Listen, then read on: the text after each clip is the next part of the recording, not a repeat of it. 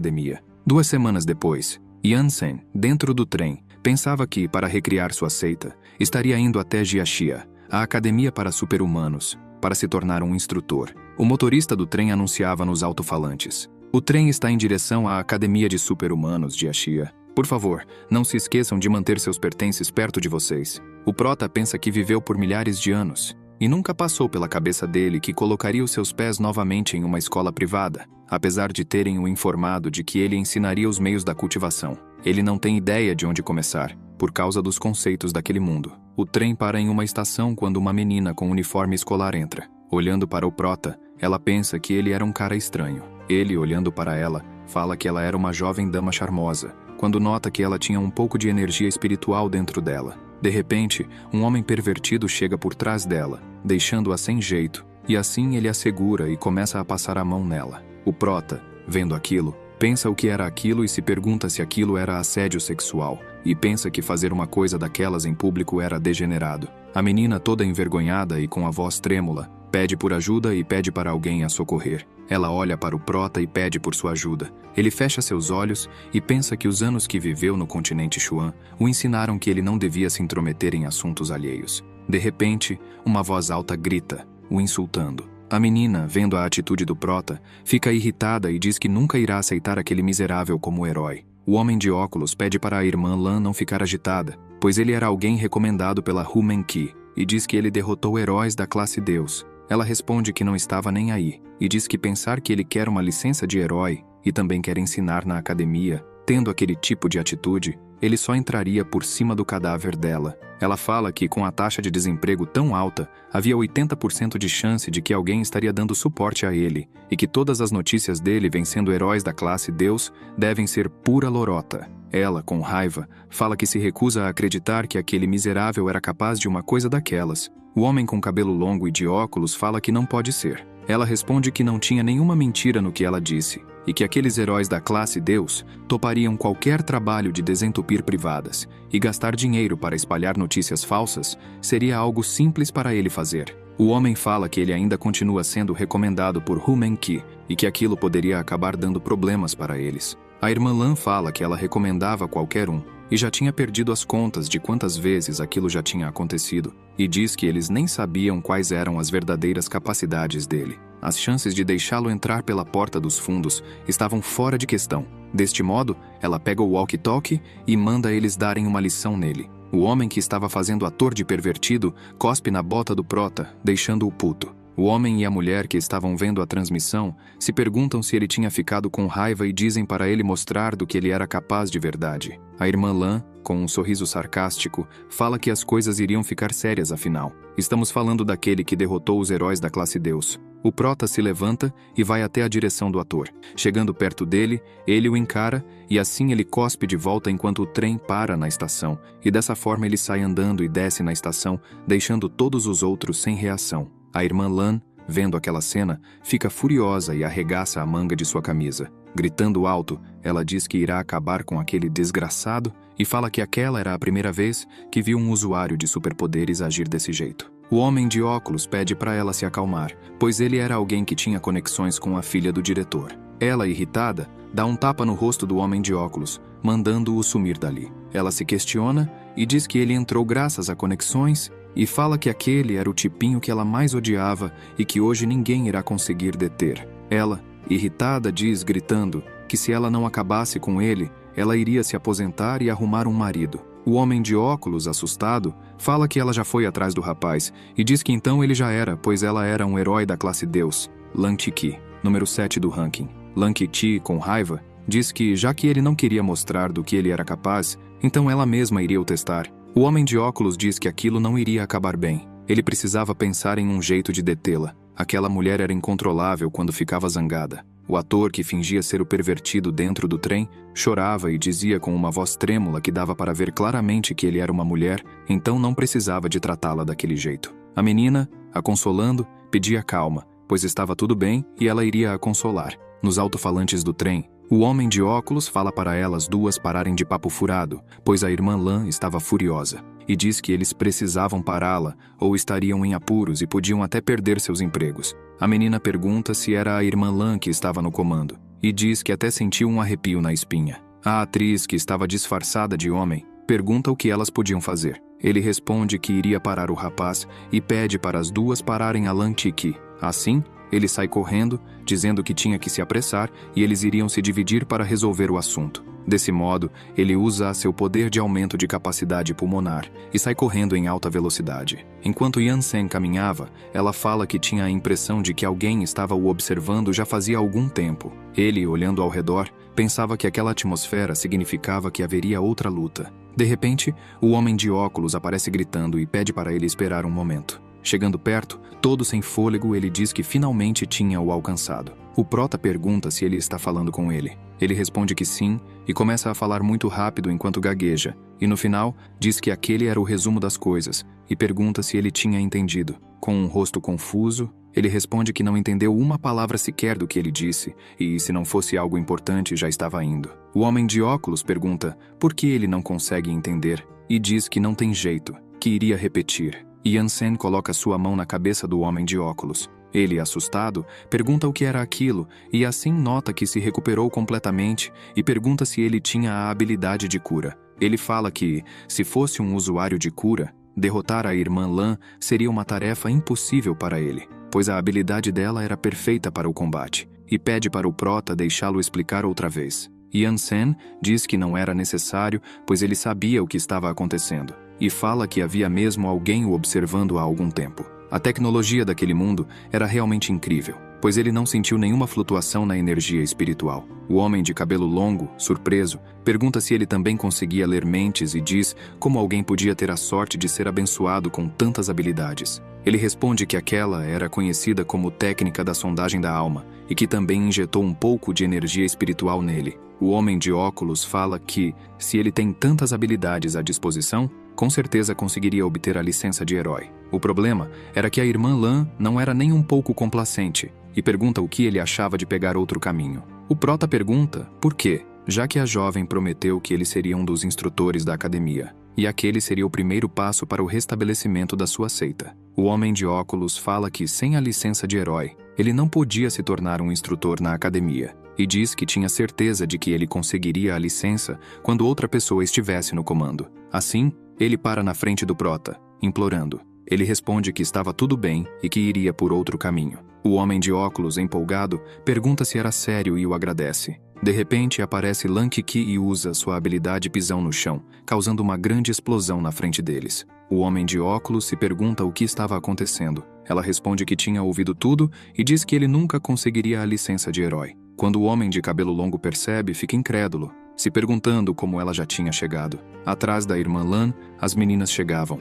O Quatro Olhos grita, perguntando como ela chegou ali tão rápido e pergunta se ele não tinha mandado as duas pararem ela. A menina de branco manda ele dar uma olhada nelas e pergunta se ele acha que elas deram conta de pará-las sozinhas, com os rostos todos inchados. Surpreso, ele fala que aquela mulher tinha passado dos limites e diz que tinha que fazer algo, que não podia deixar que ela enlouquecesse ali, pois o emprego dele dependia daquilo. Ele pede para o prota deixar a ideia de conseguir a licença de lado e diz que aquilo não era brincadeira, que ele não conseguiria derrotá-la. Lan Tiki grita, mandando o Quatro Olhos fechar a boca, ou ela daria uma surra nos dois, deixando-o assustado. Yansen pergunta o que a senhorita deseja. Ela responde que era acabar com ele, e assim, diz que era a hora do show. Dessa maneira, ela faz um sinal com as duas mãos, gritando, transformação. Desse modo, o poder das estrelas começa a vir em sua direção e começa a envolver seu corpo, transformando-se em um traje rosa e mudando a cor do seu cabelo para loiro, além de ganhar uma varinha mágica em forma de coração.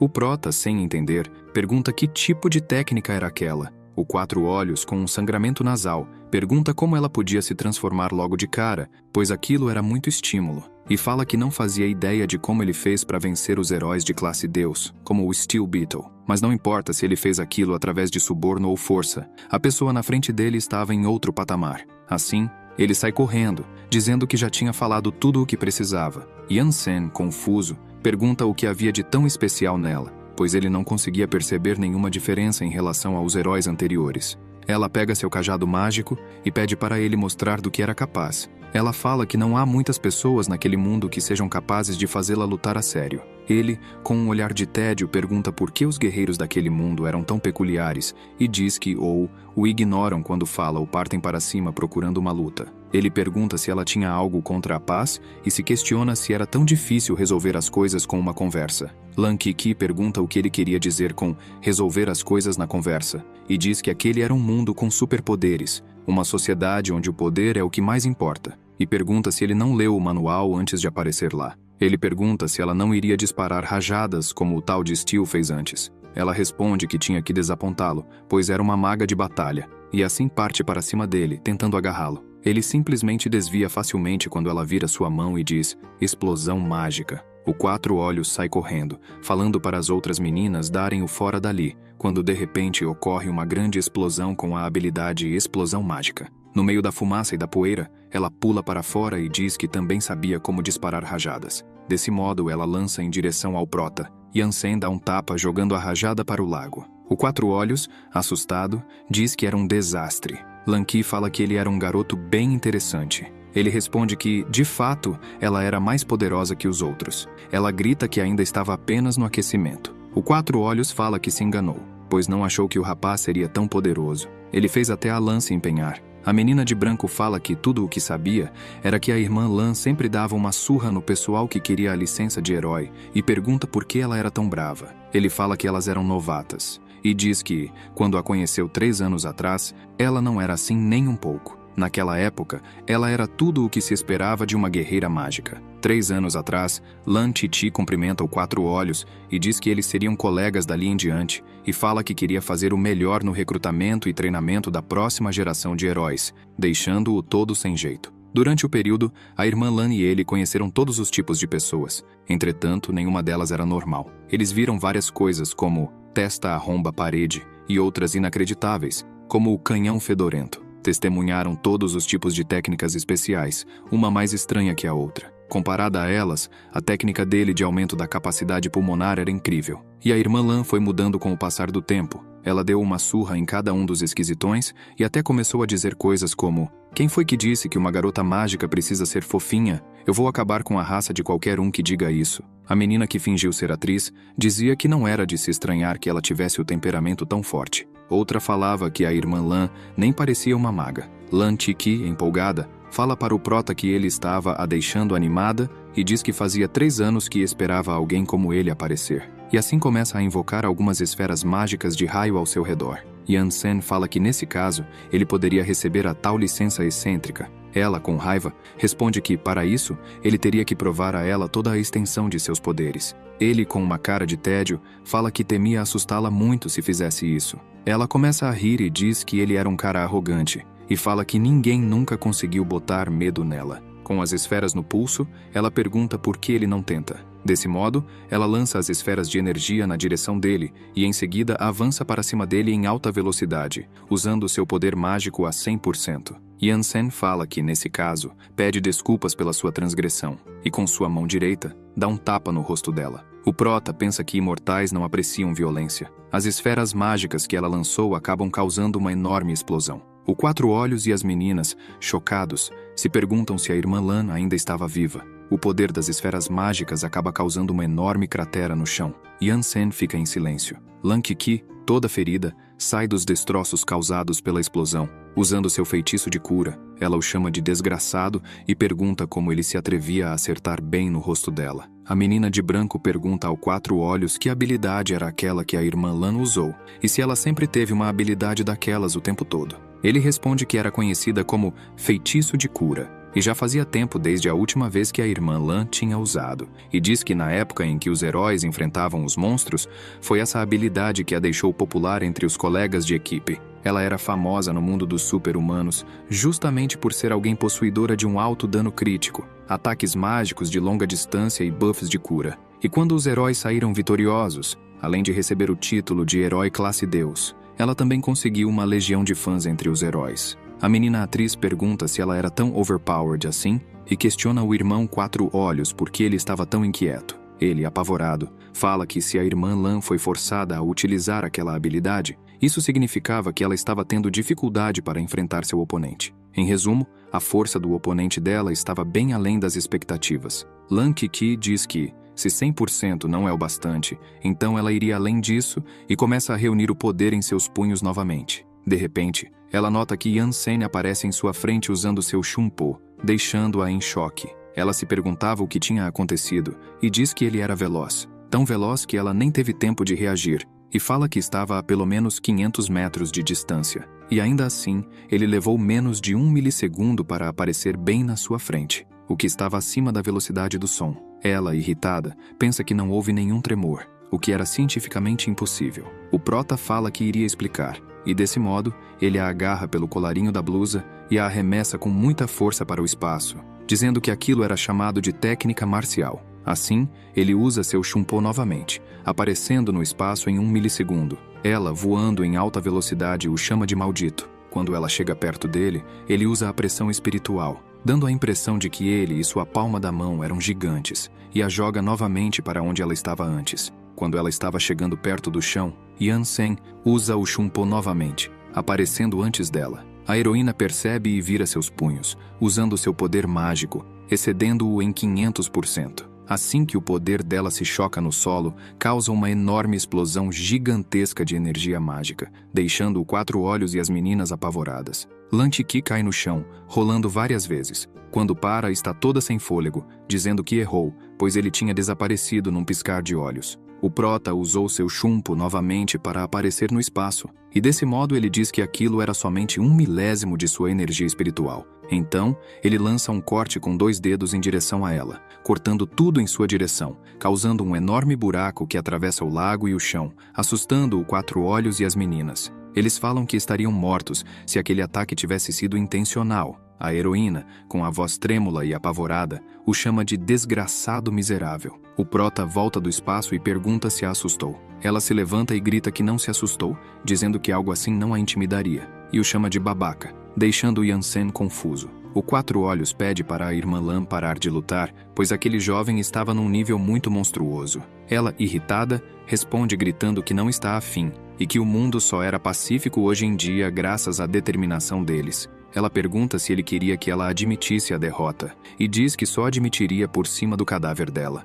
Tremendo de raiva, ela fala que se 500% não era o bastante, usaria 600%, e se não funcionasse, usaria 1000%. Ela não iria perder, pois sua determinação era imbatível. Então ela diz que voltariam à luta e, com o punho cerrado, se prepara para desferir um golpe. O prota estende a mão mandando-a parar e diz que não fazia mal ser temperamental, mas ele já tinha passado dessa fase há muito tempo. E fala que de onde ele veio, era senso comum atacar em grupo ou escapar assim que possível ao enfrentar um oponente mais poderoso. Ele diz para ela entender que determinação cega não a ajudaria diante de grandes diferenças de poder, e que se eles estivessem no continente Xuan, ela provavelmente estaria morta em algumas horas. A heroína responde que ali não era o mundo dele, e sim a Terra. Ele fala que, já que seu estágio de fundação não era o bastante para convencê-la, supõe que não resta outra escolha além de mostrar sua verdadeira força. Todos, chocados, se perguntam sobre sua verdadeira força. O Quatro Olhos pensa que ele não parecia ter se esforçado muito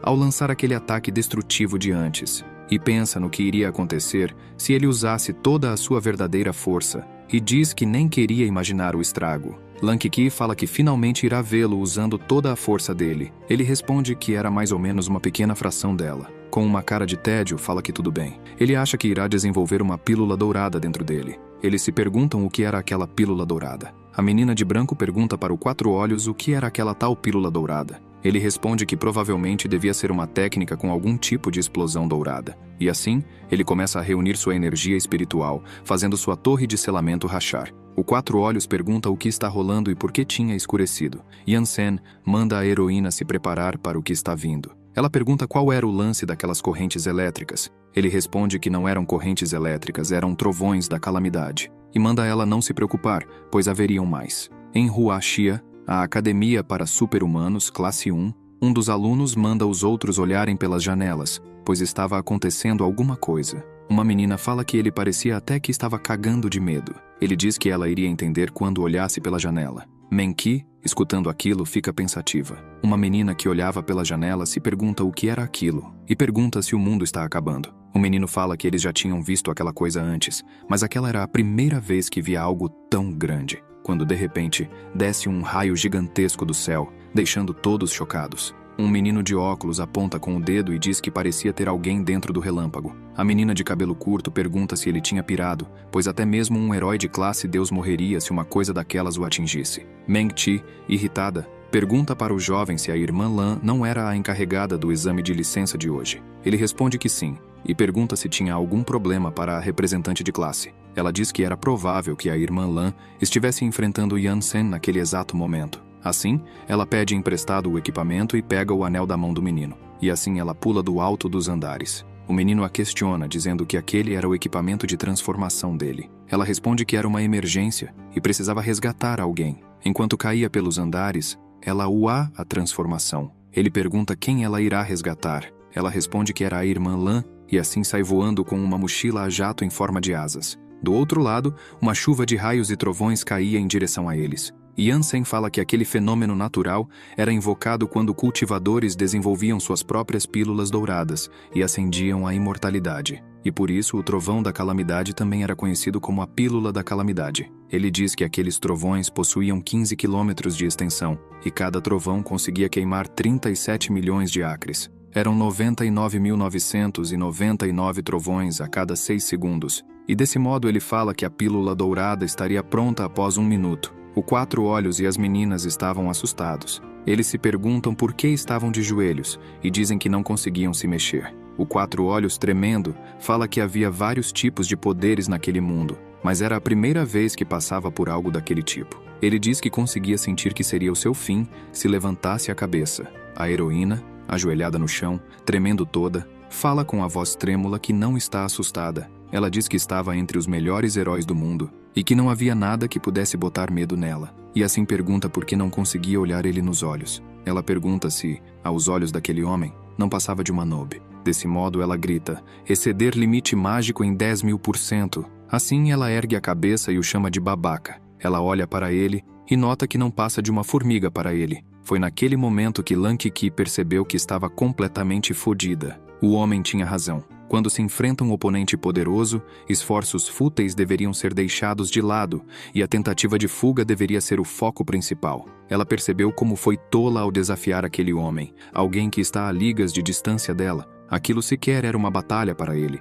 Ela não passava de uma reles partícula de poeira. Tudo o que ele precisava fazer era respirar, e ela desaparecia completamente. Foi naquele momento que a irmã Lan perdeu completamente a sua postura e o seu espírito de luta. Meng-Chi, enquanto voa até o local, percebe que o trovão cessou e ela não sentia mais aquela imensa pressão de antes. Assim, ela aumenta a velocidade e diz que aquilo não era nada bom, que precisava se apressar. 10 minutos depois, ela chega ao local e vê onde eles estavam, mas nota que havia uma ambulância. Assim, ela pousa e sai correndo até eles. Chegando lá, vê uma mulher na maca da ambulância e pergunta se aquela não era a irmã Lan e como ela acabou naquele estado. O médico responde que era isquemia cerebral resultante de um trauma severo. Era provável que ela teria que ficar hospitalizada por 6 meses. Meng-Chi diz que a irmã Lan era uma heroína mundialmente renomada, e desse modo, pergunta ao médico dizendo que o hospital dele tinha centenas de usuários de habilidades curativas e questiona se não dava para fazer alguma coisa.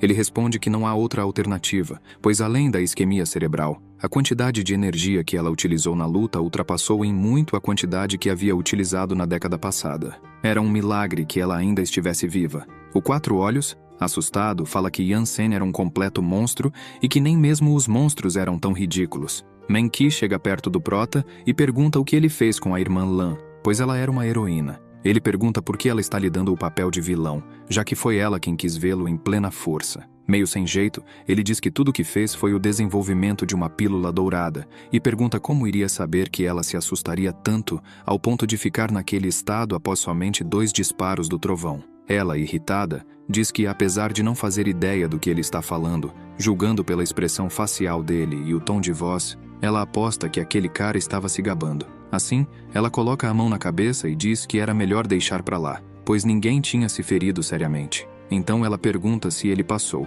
pois esqueceu de avisar que ele precisava de uma licença de herói para lecionar na escola. Ele responde que não faz ideia e pergunta ao Quatro Olhos se já podia receber a tal licença. Ele, tremendo todo, diz que sim, e fala que a licença era dele, pois não queria ver a cara dele nunca mais. Yansen disse que havia passado, e perguntou o que deveria fazer agora. Ela respondeu que, já que ele não tinha para onde ir, o levaria ao albergue dos funcionários, e explicou que lá era onde a academia abrigava os instrutores. Disse também que ele poderia começar a trabalhar no dia seguinte. A menina, que havia fingido ser atacada por um pervertido, se aproximou tremendo e disse para Meng que elas poderiam voltar juntas, pois já planejava voltar para a classe quando terminasse seu trabalho de meio expediente. Ela percebeu e disse que era Chen Qishan. Ao se aproximar deles, se escondeu atrás de Meng Qi. Enquanto voltavam para a escola, ela perguntou ao protagonista por que ele estava voando, e ele respondeu que se podia voar, para que andar. Yansen comentou que tinha uma dúvida e perguntou qual era o propósito daquela tal classe, pois ainda não conseguira compreender muito bem os costumes deles. Ela respondeu que as habilidades daquele mundo eram separadas em classes, e essas classes eram baseadas nos níveis das habilidades. Os superpoderes eram divididos normalmente da classe 1 até a classe 10, e acima da classe 10 existiam as classes lendária, mítica, semideus e deus. Meng Qi falou que os heróis da classe Deus eram os mais poderosos do mundo e que atualmente ele já havia derrotado 3 deles: Macho Man, ranking 68, Steel Beetle, ranking 10, e Lan Tiki, ranking 7. O protagonista comentou que, nesse caso, os usuários de habilidades daquele mundo eram bem fracos e que ele conseguiria vencê-los sozinho, mesmo em seu estado patético no reino da fundação. Ele acrescentou que, se repetisse o que acabara de fazer, era bem provável que todos teriam morrido como moscas. A menina disse que já havia entendido que ele era poderoso, mas comentou que as pessoas daquele mundo não eram tão fracas como ele pensava. De acordo com os registros, existia outra classe acima da classe Deus. Ele perguntou se havia outra, e a menina respondeu que sim, e que eles eram chamados de heróis ancestrais. As habilidades deles eram muito diferentes, pois dependiam de equipamentos de superpoderes através de mutações. Era dito que, além de haver indivíduos entre eles que conseguiam controlar o tempo, também havia aqueles que podiam utilizar a energia do Sol e das estrelas. De fato, membros daquela classe eram capazes de criar mundos extremamente complexos. Yansen, surpreso, disse que mortais com o poder da concepção eram interessantes e comentou que adoraria capturar um deles para fazer experimentos. Meng, sem acreditar, perguntou que parte ele não havia entendido, já que aquilo não passava de lendas, e explicou que, de acordo com os registros históricos, eles foram os primeiros humanos a despertarem superpoderes, o que significava que eles eram os ancestrais de todos os super-humanos. O protagonista respondeu que havia entendido, e disse que não era de se estranhar que eles não faziam ideia do que era a cultivação. A menina sugeriu que esquecessem aquilo e lembrou que da última vez que se viram, ele mencionou que gostaria de restabelecer sua seita. Então, ela perguntou por que alguém tão poderoso como ele se importaria com algo assim. Ele explicou que, antes de seu estimado mestre falecer, havia deixado a seita sob seus cuidados, e as palavras que lhe disse naquela época continuavam frescas em sua mente. O protagonista começou a se lembrar de quando seu mestre lhe disse que, apesar de ter se tornado uma das divindades mais poderosas, o soco de agora a pouco revelou que ele ainda precisava melhorar em vários aspectos. Assim, ele agradeceu pela clemência de seu mestre. O mestre falou que havia vivido entre as divindades durante toda a sua vida, e mesmo assim, nunca conseguiu se tornar uma divindade imperial. Por isso, seu corpo decadente já não era mais capaz de absorver a energia espiritual ao redor. O protagonista disse que aquilo não iria acontecer, pois seu mestre era uma das divindades mais poderosas do mundo, e ele não morreria de jeito nenhum. O mestre respondeu que aquele dia chegaria, pois apenas o imperador das divindades era eterno, e disse que passaria o título de líder da seita para ele. Assim, esperava que Yansen liderasse a seita rumo à verdadeira imortalidade e pediu que ele se lembrasse de suas palavras: nunca levar as coisas ao extremo, pois uma divindade não deve colocar ninguém sob forte pressão. Ele respondeu que seguiria os ensinamentos com louvor. O mestre disse que estava tudo bem e que ele já podia se retirar, pois estava ficando sonolento. Yansen contou para Meng Qi que foi isso que seu mestre lhe disse. Ela respondeu que entendeu, e então ele comentou que foi sua imprudência que resultou na destruição de sua seita. Com um olhar determinado, ele pensou que era por isso que devia restabelecer sua seita e concretizar o sonho de seu mestre. O protagonista começa a falar como se não fosse nada difícil, dizendo que, na verdade, havia outra maneira de recriar a seita. A menina pergunta que outra maneira, e ele responde que, por exemplo,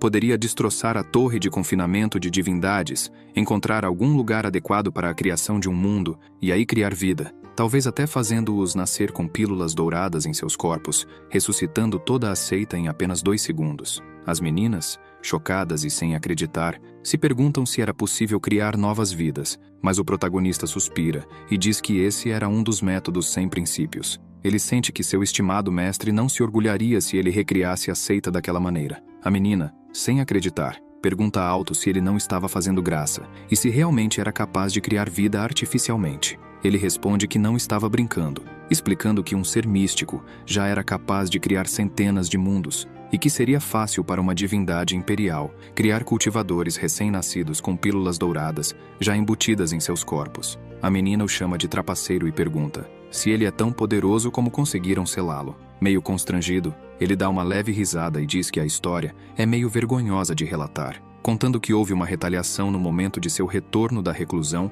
e da conquista do título de imperador, e que as coisas acabaram saindo de controle. Quando a retaliação estava acontecendo, o local ao redor da luta foi completamente destruído, com um oceano de magma ao redor. Um velho, caído no chão e ferido, afirmou que ele era a lendária divindade imperial, o monarca de todos os imortais. Mesmo com todas as divindades celestiais e o clã demoníaco combinados, incluindo 20 seres místicos, ele matou 5 e mutilou outros 10 com um único golpe. O velho, inconformado, começou a bater o punho no chão, chamando-o de desgraçado, afirmando que incontáveis outros morreram e que o reino celestial estava condenado. Ele então questiona Kuiu por que destruiu a seita de outras pessoas sem qualquer razão. Outro velho fala ao protagonista que, apesar de ter atingido o título de divindade imperial, ele não era oponente, e menciona que a torre de confinamento de divindades, um tesouro mágico que levou 2 bilhões e 600 milhões de anos de refinamento no reino celestial, nunca o deixaria escapar assim que fosse confinado. Yansen, irritado, pergunta ao velho se ele realmente acredita que irá prendê-lo com meras sucatas, e o velho, desafiador, pergunta se ele tem coragem. O protagonista concorda e entra na torre, mas o velho grita que ele foi enganado, selando-o rapidamente, abrindo uma fenda dimensional e jogando a torre dentro dela, mandando-o embora. O velho então pede para todos os seres místicos trabalharem juntos para fechar os acessos aos outros mundos. Yansen explica que foi assim que ele acabou misteriosamente ali, e que eles esconderam o reino celestial em incontáveis mundos menores para que ele não pudesse encontrá-los. Irritado, ele comenta que aquele velho ousou enganá-lo e promete que, assim que recuperar sua força, mostrará que mexeram com a pessoa errada. As meninas ficam sem reação ao ouvir aquela história.